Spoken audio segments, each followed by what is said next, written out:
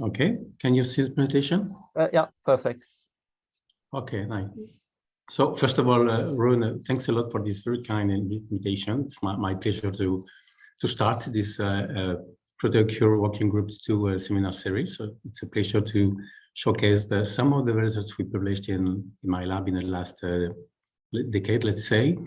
And I will also try to introduce you some of the concepts you mentioned in your introduction, like the new disease model we are developing and the application we may have with this model regarding the development of new drug targeting protein homeostasis or targeting some component of the tumor microenvironment.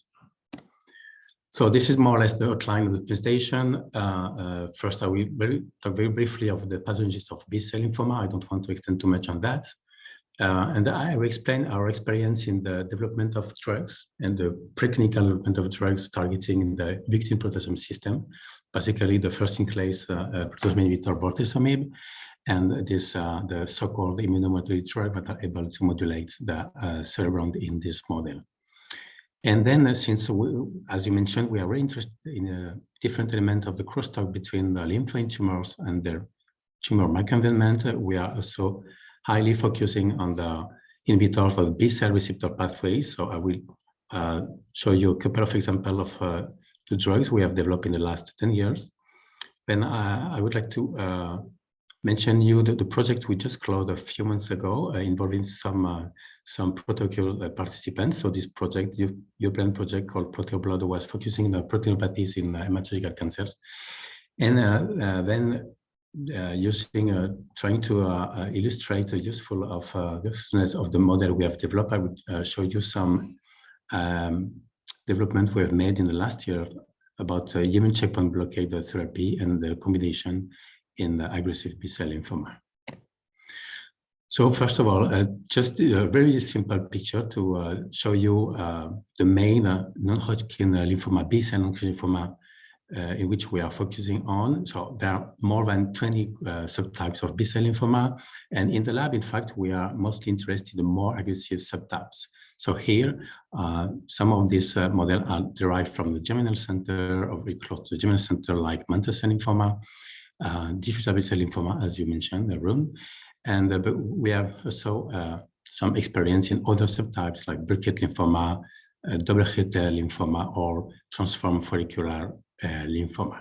So as you know, most of these subtypes are derived from the normal development of B-cell through the lymph node, and they're occurring through different oncogenic events like oncogenic translocation involving genes, oncogenes like MYC, BCL2, or BCL6 as an example. So why, which are the two main subtypes we are focusing on the lab? So these subtypes are diffuse B-cell lymphoma, DLBCL, and mantle cell lymphoma, MCL. Why? Because as you can see, this is the two subtypes of B-cell lymphoma with the worst prognosis. So this is a really recent series.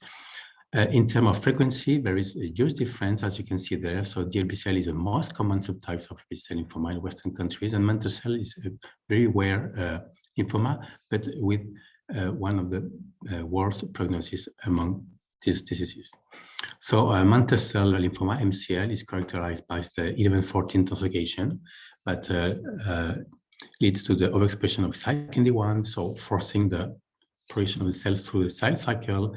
But we know then from several years that cyclin D1 is one of the first alteration, but these cells need additional alteration affecting cell cycle, DNA damage response, cell survival, and apoptosis to drive the full disease. And in the case of DLBCL, there are multiple events, so there is not a single marker, but there are multiple events that lead to the different molecular or genetic signature, like the OX4 signature, BCR proliferation, c-MYC driven, or TMA interaction with the stromal 2 response. So these two response, BCR, these three signature, BCR, c-MYC, and stromal interaction are quite important in the disease, in the two subtypes of the disease. So there are two main subtypes, germinal center and the activated B-cell, GCB and ABC. And for almost all of these subtypes, we have defined recently different kinases like BTK, Breton kinases, PF3 kinases, mTOR, or apoptosis regulator or epigenetic drugs that can be of high interest in terms of therapeutic targeting.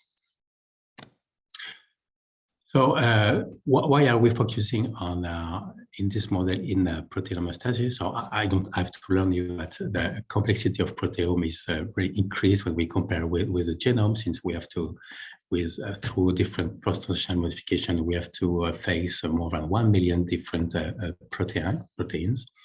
So, and these mechanisms are regulated by, tightly regulated by different steps, including this post-translational modification, like involving ubiquitin-like molecules like SUMO and 888.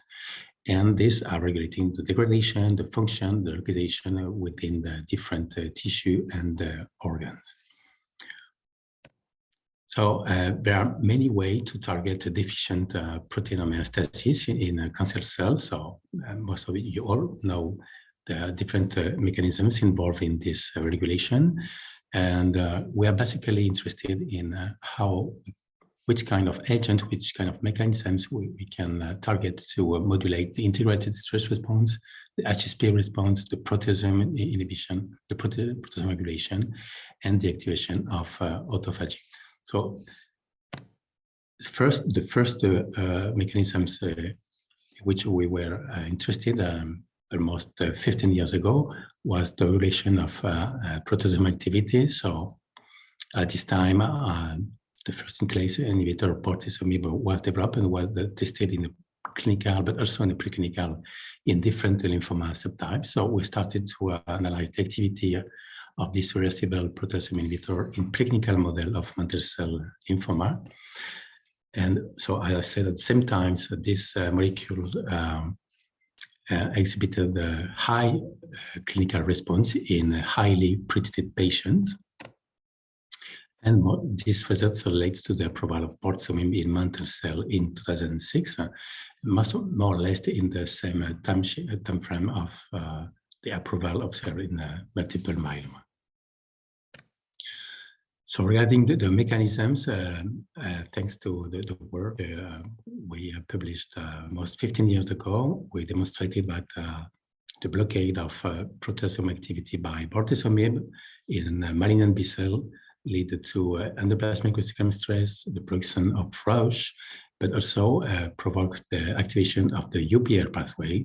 So as you know, all of these mechanisms are able first to activate the mitochondrial apoptosis by the modulation of BCL2 family members, but at the same time, the activation of UPR can lower this apoptosis threshold by the activation of the three arms of the UPR pathways. So this molecule was shown to be highly effective, but in the clinical, as we observed in the phase 2 trial, only 30 to 40% of the patients respond to the drug. So we still have, at this time, we still had to improve this therapy and to think about possible combination therapy that can be assessed either by preclinical studies or in clinically in refractory patients, involving agent able to modulate all of this effect targeted by the proteasome inhibitor. So one of the approach we started to develop in, I think, 15 years ago with Manuel Rodriguez. At this time, he was working at Biogune in Bilbao. So we started to use the traps, the ubiquitin traps, to analyze the ubiquitome of mantle cell lines. And for this, we provided Manuel a couple of parental and bortezomib resistant derived cell lines, and he compared the ubiquitome of these sets of cells. And in this ubiquitome analysis, he identified a signature related to a protein autophagy, proteophagy, so suggesting that the inhibition of these mechanisms could restore the response to bortezomib in those models that are resistant to proteasome inhibitor. In fact, in the paper we published very recently, a few months ago, we found that using classical autophagy modulator like chloroquine of afilamisin A1, we could targets the accumulation of protophagosomes within resistant cells and then restore the induction of apoptosis through the modulation of P62 activity. And then the other approach we developed some years ago was not a proteomic-based approach, but a genomic-based approach. So in this case, we analyzed the transcriptome of different mantle cell lymphoma xenograft, either sensitive or resistant to bortezomib. So here, these are the tumors that are generated in mice, inoculated with either bortezomib-resistant cell lines in black or bortezomib-sensitive ones. So you see there is first a huge and increased tumorigenic properties of the bortezomib-resistant cell lines. And by gene expression assay, we identify by the resistance tumor here in the right parts, we found some gene signature associated with the plasma B cell transformation. So meaning that we had a process of B cell differentiation initiated in those tumor resistance to proteasome inhibition. So on the protein at the protein level, we could see that when we compare when we analyzed those tumors, there was a huge mitotic index as assessed by histone H3 phosphorylation, a few apoptotic cells, and increased expression of MYC, and the IF4, which is a marker of B cell, of plasma B cells. So at this point, we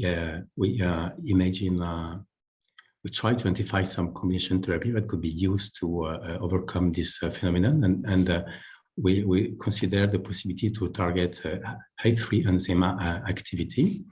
So, and the first target we are thinking about was the cereblon and the possible use of the thalidomide derivative of thalidomide derivative drugs to target IF4, since as you may know, it has been described that in multiple myeloma, basically, these drugs are able to activate the cereblon and then to induce the degradation of IKROS and IROS transcription factor involved in the overexpression of IF4. So you remember that IF4 was the biomarker of resistance to bortezomib in mantle cell lymphoma. So so this is the mechanisms described many years ago in mantle cell lymphoma, in multiple myeloma, sorry. So in this model, the blockade of cereblon activity could block the transcription activation of IF4 and MYC, and so to restore a strong anti-tumor activity. So based on that, we combine the bortezomib with lenalidomide, so in an effort to decrease IF4 expression, to decrease the plasma B cell phenotype, and then to restore the activity of bortezomib. Indeed, in the combo group, so this is an in vivo assay using a bortezomib-resistant model, we see a synergistic with a recover more of about 80% of the tumor growth inhibition, very similarly to what we've seen in the bortezomib-sensitive model. So this is the tumor volume when you assess the tumor metabolic activity using a 2TG-like assay. We observe a complete loss of the tumor metabolisms here in mice. And on a phenotypic level, this activity was linked to a complete decrease, complete loss of mitotic activity and the loss of IF4 expression. And this tumor, the combination of two drugs, induced high degree of apoptosis as assessed by high level of activated caspase-3. So finally, based on this approach and the other paper we developed in the following years, we identify different mechanisms of resistance to bortezomib in NCL, and we propose a different combination. So not only the immunomodulatory drug in this case, but also we also published that the combination of bortezomib with HSP9 inhibitor could be very useful in this model, as well as with BCL2 modulator like BH3 mimetic drugs, and then in this last paper published with the group of Manuel Rodriguez, the use of P62 inhibitor. So, but one of the major events related to resistance to those drugs that can target protein homeostasis is the interplay between the cancer cell and the tumor microenvironment. So here you have a summary of the major TMA components of mantle cell lymphoma, which are which can be distinguished between mesenchymal cells, follicular lymphatic cells, with some element of the extracellular matrix. And then we have different signalings evoked by the accompanying T cells. So most of these signalings are triggering the migration of the cells, but also the survival and the resistance, including resistance to proteasome inhibition. So one of the main receptor of interest here is the B-cell receptor, the BCR pathway. So why it is of interest? Because it's a pathway which is related not only in mantle cell lymphoma, but in multiple other B-cell non-Hodgkin lymphoma subtypes, and which is really interesting that in last years, different drugs have been developed and approved for the treatment of different subtypes of non-Hodgkin lymphoma. So such drugs target the Bruton tyrosine kinase, BTK, either from by a covalent or not covalent model. Other drugs can target some PI3 kinase subtype, isoform, like PI3 kinase delta with edelisib, and other drugs already approved in mantle cell lymphoma can target the mTOR complex. So why do we focus in BTK? Because BTK has showed a high degree of response in multiple NHL subtype, including those patients that do not respond well to classical chemoimmunotherapeutic treatments. But and some of these agents have already been approved, but we are facing some limitation. First, due by some off-target toxicity. So basically, in the first generation agents, this is an event related to the discontinuation of the treatment in a high degree of patients. There are some mechanisms leading to acquired resistance, basically mutation within the BTK binding pocket of ibrutinib. So this is typically the case in CLL and in some case of mantle cell lymphoma, but also mutation in other BTK downstream effector like PLC gamma 2. So in an effort to try to counteract this effect, so some years ago with the Institut Chimique d'Italia here in Barcelona, we developed a high throughput method for the screening in silico and then in vitro screening of new drugs able to bind a different member of the BCL signaling pathway. So not only BTK, but also the SYK and the LIN kinases. So here you have the example of the first molecule we identified by in silico analysis, and we identify by high throughput flow cytometry screening in mantle cell line and primary samples. But this kind of drugs were able to induce different aspects of the cell cycle blockade, apoptosis induction, mitochondrial dysfunction in most of these patients in a dose-dependent and time-dependent manner, independently of their sensitivity to the first-in-class BTK inhibitor, ibrutinib. So here you have the activity of the drug as a monotherapy in a very aggressive model of mantle cell lymphoma resistance to ibrutinib. The second experience in development of BTK inhibitors was in collaboration with TG Therapeutics. So this company, American company, developed some years ago a new generation inhibitor with increased selectivity against BTK. So, well, in fact, when you compare with ibrutinib, the selectivity is almost the same, but you have less off-target effect due to increased selectivity against other targets when compared to acalabrutinib, which is a second generation inhibitor, and with a high TK, which is also a drug involved in this toxicity of ibrutinib. So here you have the kinome, where you can see that the selectivity is increased when compared to the ibrutinib, and the inhibition of the kinase activity follow more or less the same pattern. So we are lucky to have access to patient samples, including the phase 1 trial, and receiving this drug. So when we ran the phosphoproteomic analysis of all of these patients, independently of the time of treatment, so we had the samples from previous of the clinical screening, and after the first cycle of treatment. So when we analyzed all of these samples altogether, we were not able to discriminate between the patient and the pre and post condition. Then when we discriminate between those patients who presented a late clinical response, we didn't see any response, any difference between the post and the pre-condition. It was only in those patients with an early clinical response that we were able to see a significant modulation of the B-cell phosphoproteome by the drug, as you can see here in the principal component analysis between the pre-condition and the post-treatment sample. So in this early responder patient, we're able to identify more than 100 peptides. We could differentiate between the pre and the post situation. And from that, we identified protein, a phosphoproteomic signature that could identify those patients that will respond better in the clinical.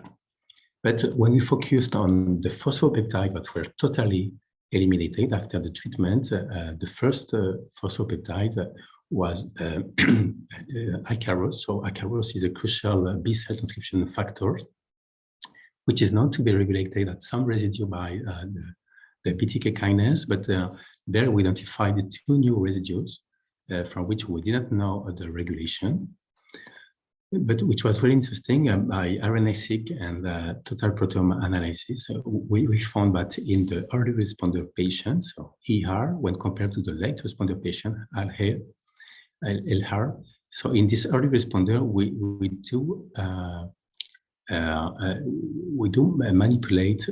modify both the Icarus repressed and the Icarus enhanced gene and protein signature by the treatment, while in the late responder patient, this signature were not modulated. And from all of this protein, we identified 2 bona fide biomarker of response. First, the YES1 kinase, which was significantly upregulated in those patients that respond better to the drug, and MYC was downregulated in those patients that responded better. So it was at both an mRNA and at protein level, as you can see there. Then to try to identify the role of Icarus in the resistance to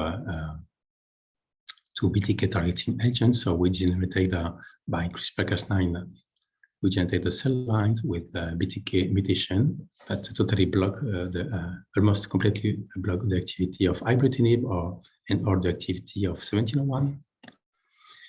As you can see, in wild-type cells, both drugs are irreversible BTK inhibitors, so we're able to maintain a complete dephosphorylation of BTK over the time. But in the case of mutation of BTK, the 2 drugs were inactive in modulating this phosphorylation. So following the introduction of this mutation, so we totally lost the capacity to modulate the Icarus repressed or enhanced gene signature. We lost the possibility to modulate the expression of Icarus and YES1 as we did in the previous model. So we then developed a second set of cellular model by CRISPR-Cas9. First, the model of BTK deletion. So in these clones, the loss of BTK was accompanied by the impaired modulation of YES1 and MYC, either after ibrutinib or TG1701 treatment at mRNA or protein level. In the same model, when we reintroduced BTK by the overexpression, we recovered the capacity to modulate YES1 and the MYC expression, as you can see in this on the cell line. And finally, in the third cell line, when we deplete Icarus, we observe more or less the same phenotype but in the BTK knockout cells, in the sense that we were able to remodulate the expression of YES1 by and MYC as well by ibrutinib and TG1701. So from this first part on BTK inhibitors, so the first molecule we identified, IQS-019, was effective in preventing the phosphorylation of 3 kinases of the BCR pathway and to block the different molecular mechanisms activated by BCR, in the mantle cell lymphoma and other lymphoma cell lines. And this approach appeared to be safe in vitro and in vivo and could counteract the resistance to the first-in-class inhibitor ibrutinib.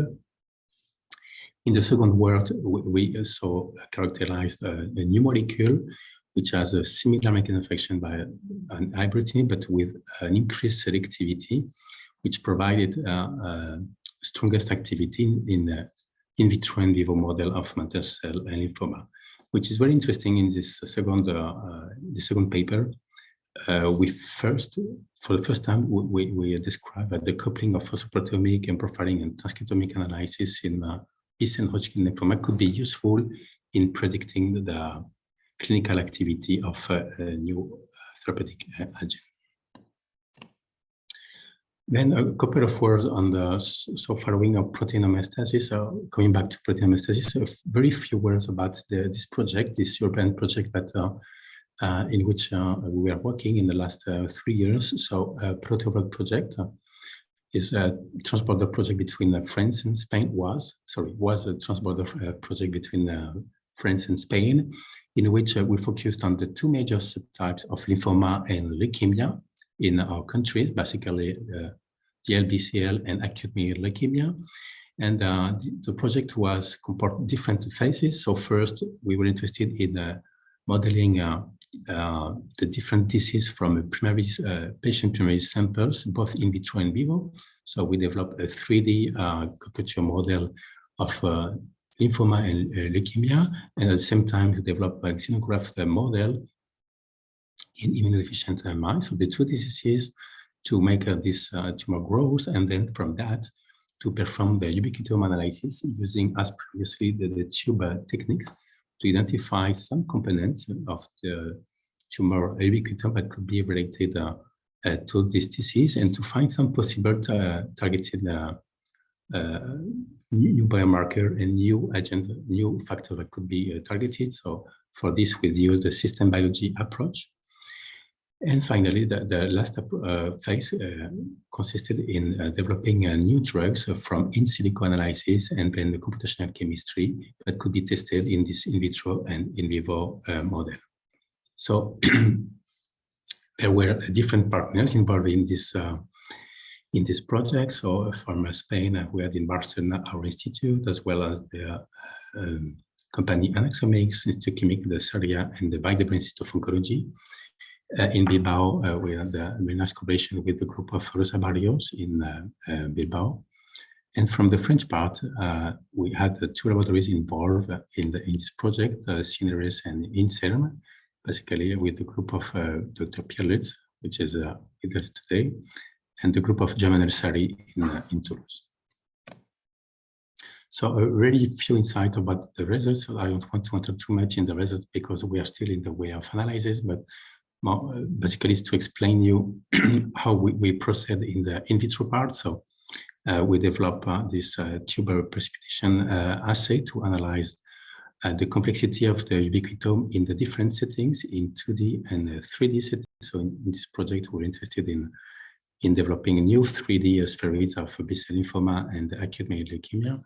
And as you can see, there is some modification of the total ubiquitome in 3D model, and even all when you increase the complexity of the microenvironment, meaning that when you are culturing the tumor B-cell with either macrophages or mesenchymal stromal cells.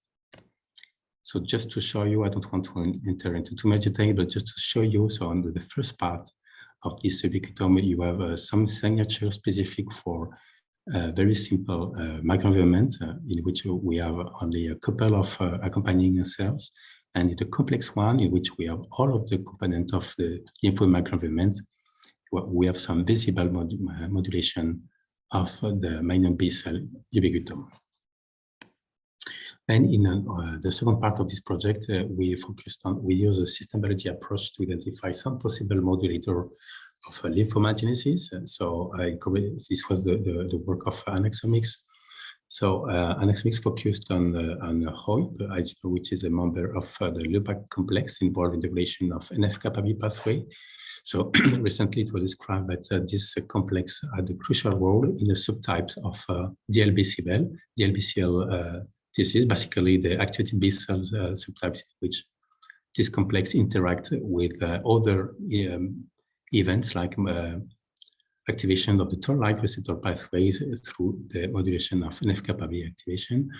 So it seemed for us to be quite interesting to assess the role of Roue and to assess whether the blockade of Roue could be relevant in these subtypes of the disease. So in fact, the work of Anaxomics confirmed that Roue inhibition could lead to the blockade of different signal cascades involving the B lymphomagenesis. So this is the analysis led by artificial intelligence. And then with our partner IQS in Barcelona, we developed a series of Roue inhibitor candidates in which we validate the on-target activity using the DART system, a drug affinity responsive target stability assay, basically demonstrating that when we have an interaction in the cellularized protein of the drug with the target, we can protect this target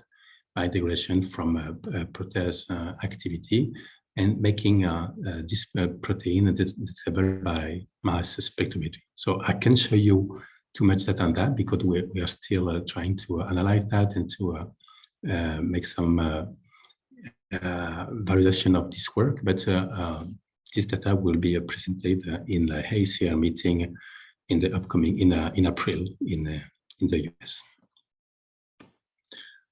So then I will totally switch to the relevance of immune checkpoint blocking therapy in B-cell lymphoma, which is a strong focus of our group. So as you know, B-cell lymphoma are most of the aggressive B-cell lymphoma are the so-called cold tumors, meaning that the recruitment of immune regulator is quite low when compared to other diseases. So it's mainly due by the activation of different checkpoint control, like CTF4 point, PD1 or CD47. So in the last year, many trials are evaluating different drugs or antibody targeting this agent. So most of the drugs evaluated in lymphoma patients are targeting the PD1, PD-L1 pathways.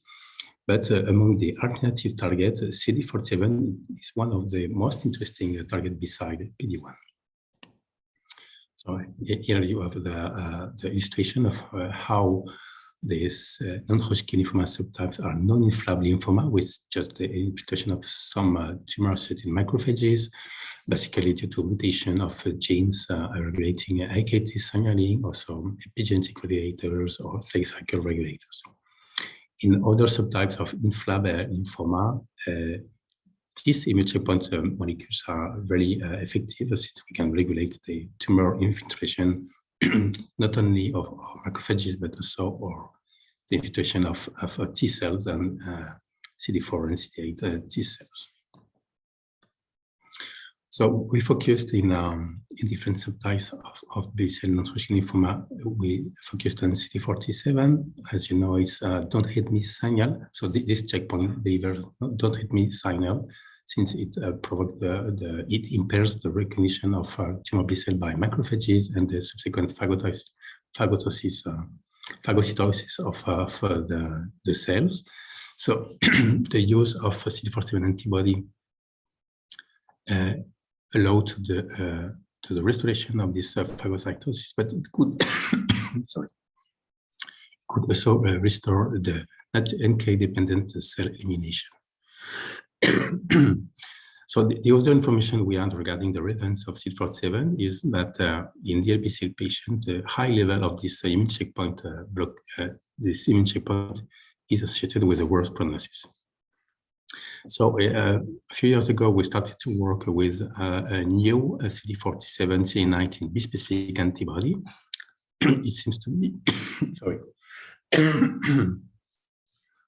So it was really interesting for us to target, to use such an antibody able to activate a macrophage-dependent response, but also to provoke the engagement of effector cells. And sorry. And this antibody is already tested in the clinical combination with anti-CD20 therapy in B-cell lymphoma.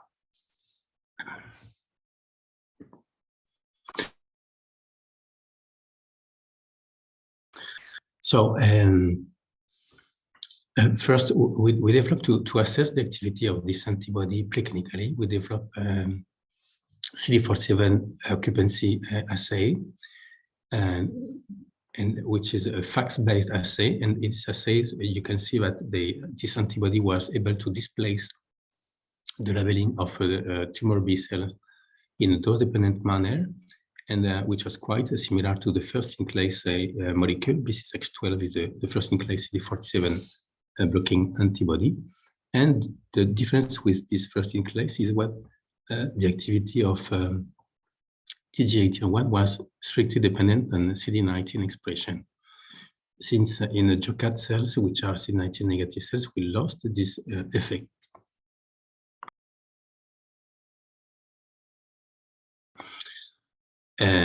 So this is the main advantage of this antibody, is that it will not target CD47. Oops. It will not target CD47 on the non-B cells like platelets or erythrocytes, which is the main side effect of the other antibody, let's say. So by phagocytosis and cytotoxic assays developed in a co-culture in vitro system, we found that the activity of the antibody was not dependent on the expression of CD47 or CD47 CD19 ratio. But what we observe is that both phagocytosis, direct toxicity or phagocytosis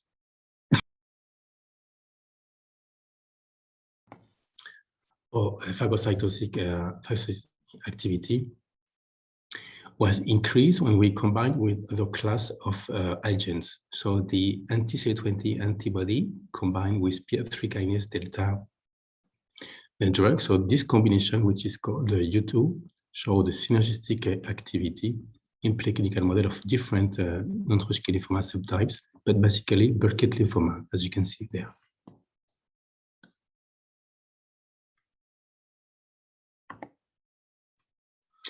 And this effect was also observed in vivo. So we combine the three drugs. So when we combine not only CD47 antibody, but the Emparicib and the obinutuzumab combo, so CD20 and PI3 kinase delta targeting agents, we observe a really an impressive anti-tumor activity with almost complete blockade of tumor growth in vivo. But most interestingly, the effect of this combination was mostly observed 1 month after stopping the treatment, in the sense that almost 45% of the animals remained totally tumor-free 1 month after stopping a treatment. And so those data was generated in an immunodeficient model in mice, in skin mice. So we wanted to develop an immunocompetent model. So for that, we use the chicken coronary membrane assay, the CAM assay, based on the use of chicken embryos 1 week after the starting of the embryo development. So when we implant the tumor in the chicken embryos at day 9, we can track the development of the tumor and the infiltration of different embryo tissues during 1 week. And which is quite interesting in that during this week of cell tracking, this embryo becomes totally immunocompetent with the apparition of T cells, macrophage, and cell-mediated immunity. So it's a useful model to evaluate the activity of immunotherapy, of those therapies that are depending on macrophages and T cells. So in fact, in this model, just like we observe in the mice, we had a very powerful activity of the triplet combination with almost 85% of tumor growth inhibition. Then we validate this in a more complex 3D co-culture model. So this is an in vitro co-culture model in which we associated different Burkitt lymphoma cell lines or either plasma samples from patients. And when we purify the B cell and analyze the transcriptome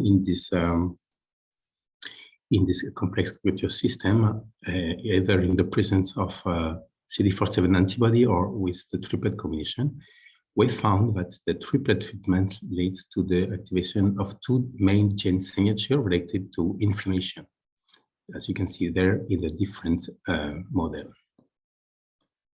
And the top genes involved in this signature, as you can see there in the first line, is GRP183. So this GPCR protein has been associated with a better prognosis in lymphoma patients treated with the classical chemoimmunotherapy. So we found that these genes and some inflammatory genes like CCL20 were upregulated in the different in vitro system treated with the triplet combination when compared with CD47 single agents. So here at mRNA level, at protein level in vitro, and also in the xenograft, in the mouse xenograft, we found that this protein was upregulated with the increased infiltration of mouse macrophages and the loss of tumor mitotic index.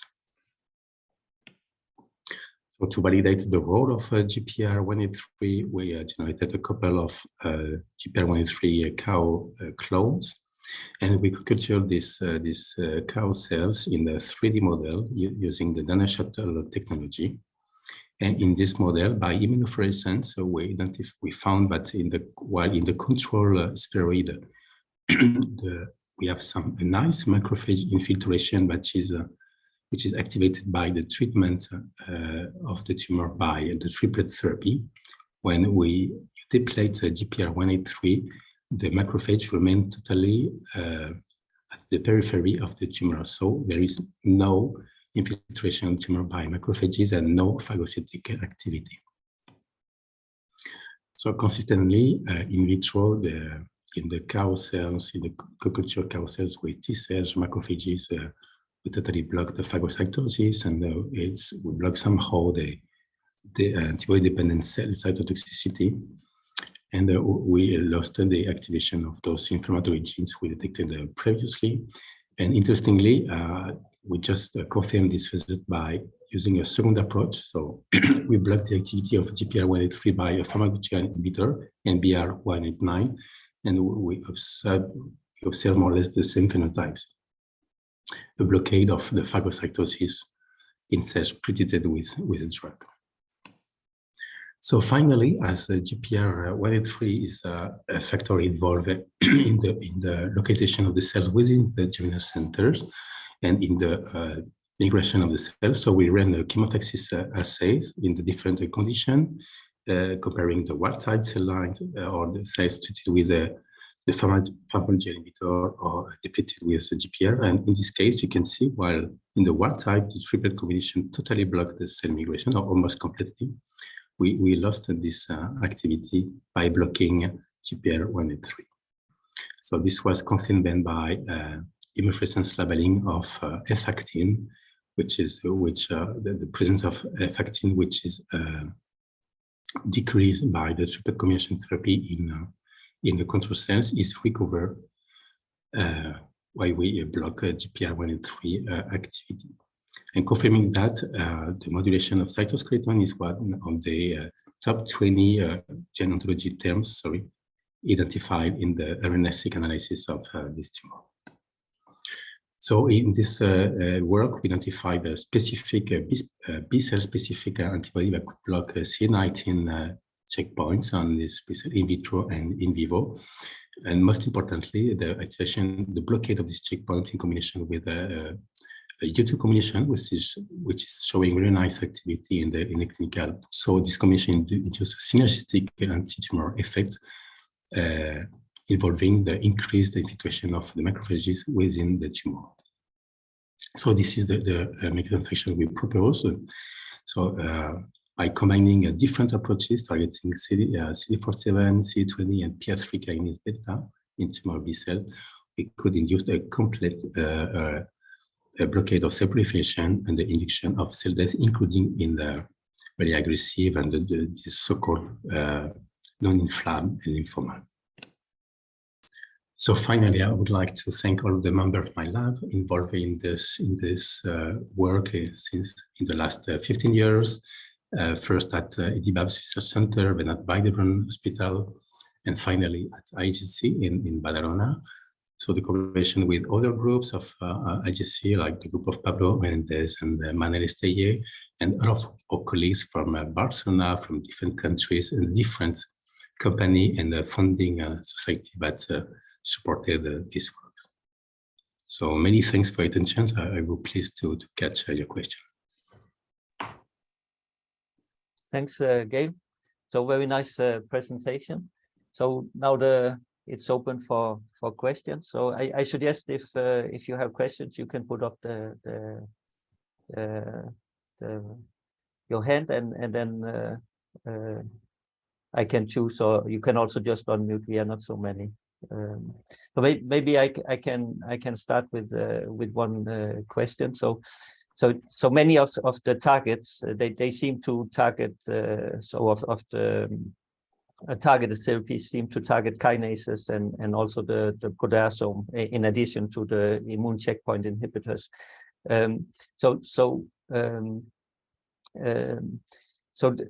My question is in terms of basically doing PTM studies in order to find combined therapies. It seems to me that there have been very few studies in terms of combining, for example, since there seemed to be a connection between the phosphorylation, the kinases, and the proteasome inhibitors. Do you think it would be interesting to try to make more studies where one, for example, inhibit a kinase and then profile the ubiquitinone, and the opposite, where you inhibit the proteasome and then do phosphor profiling, for example? Yes, it's true. From the preclinical point of view, such studies have not been carried out, so it will be really interesting. We already know that in the clinical, for example, talking about mantle cell lymphoma, a combination of kinase inhibitor, either targeting PI3 kinase or BTK inhibitors, are working quite nicely in this patient combination with first generation inhibitor like bortezomib or second generation carfilzomib. But the rationale is not clearly established. So there are no underlying preclinical studies identifying a typical kinase profiling, kinase signature, something like that could justify this activity. And curiously, it's more the same when other drugs, when we combine in this lymphoma with BCL2 antagonists, for example, venetoclax is being tested in many combination studies, including with BTK inhibitors. But the rationale is poorly established, so it's not really clear how it works. And this is something we wanted to explain in a work published last year. Is that the use of phosphoproteomic is quite easy. I mean, right now there are very simple protocols that can be carried out, and it could be combined very nicely with transcriptomic analysis, for example, which is quite easy right now as well, to identify possible biomarker. And in fact, this is what we try to provide in this paper, and the company TG Therapeutics is now trying to evaluate whether either Icaros or either those proteins that we found, the ES1 or MYC, can be used in the screening of the patient treated with the drug. So, I mean, it's an approach that we should promote, to try to introduce the more larger proteomic analysis to identify not only genomic but proteomic analysis to identify the bona fide, the biomarker, and the mechanism of action. So I was actually so I think there are many in vitro studies where, for example, they inhibit a kinase and then do phosphor profiling. But my question was actually more on combining the two. So, for example, if you do proteasome inhibitor and then do phosphor profiling, because they seem to be connected somewhat in terms of therapeutic. And for that, I think to me there seems to be very little even in vitro studies. So there's a question from William. Yes, so thank you for this very nice talk, very interesting. Just to come back on your model of 3D culture and your proteoblood model. So in the end, what's the, I'm not sure I got the idea of the biomarker. So you want to find modified proteins that can stratify the patients, or well, yes, what's the idea? Yes, it could be one of the aim, but to be honest with you, the first aim was to, first of all, to try to identify possible new therapeutic targets. So because based on, well, you know, as most of us, but based on a classical, very simple 2D model, in vitro models, the possible target that have been identified and against which we have developed some drugs are not really successfully transferred into the clinical practice. So what we want to do is to use very more complex model that could reproduce better the interaction of the tumor cells with the microenvironment, the architecture of the tumors, to find a new set of new markers and new proteins that could be more efficiently targeted and then transferred into the clinical. So this was the first aim. So then you imagine to find pathways of substrate that can lead you to specific enzymes, because in the end, what you will target is an enzyme, not the protein that are differentially ubiquitinated or.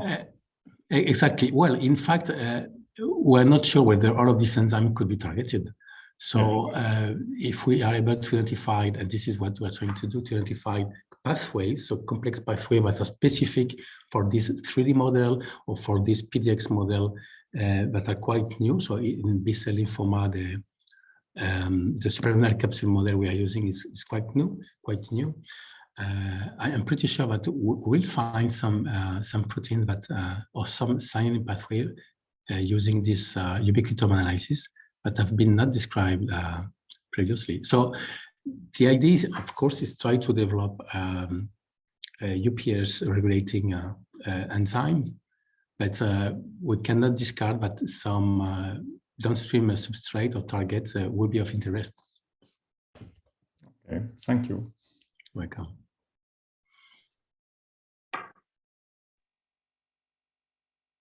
So I had also another question with the inhibition of.